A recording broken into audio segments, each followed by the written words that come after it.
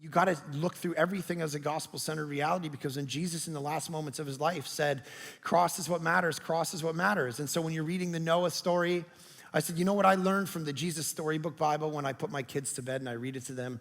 I learned that the Noah story was about a rainbow that God hung because he was done firing. It's a war bow, a rainbow. And he was done firing his judgment down on the world by flooding and killing everyone. And so he hung the war bow up, and the war bow was pointing into heaven, into the heart of heaven, because one day God himself was going to come down and throw his own arrow into his son.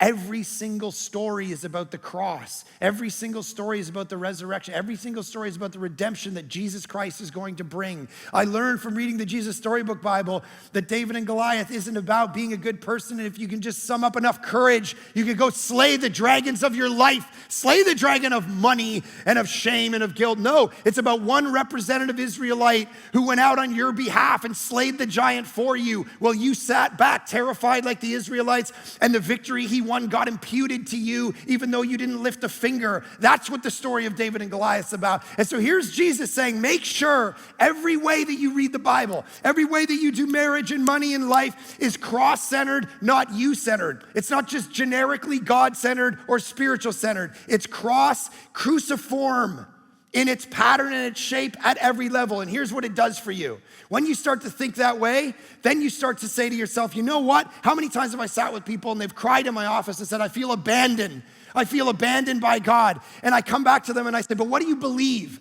See, because sometimes there's a disparagement between what we believe and how we feel. And I said, what do you mean you feel abandoned by God? What do you believe? Let's go back to what you believe. Well, I believe that God is with me. I believe the scriptures tell me he's with me. And so what happens? But I don't feel it. But what do you need to look to? You need to look to the cross, because in that moment, Jesus Christ was abandoned for you. The Father turned his face away, the song says. Jesus Christ got abandoned so that you never have to be abandoned. The cross says to you, God entered into the pain of your life and the pain of the world to never abandon you. Some of you got to understand, okay, abandonment is taken care of in the cross. I have to understand, it solves it. It solves your insecurity. It solves the idea that, okay, I'm insecure, God's abandoned me, he's done these things. It says that you're not in control. That when life falls apart, at what moment in the universe did it look like God wasn't in control more than when his own son was dying on a cross and sitting in a tomb for 3 days?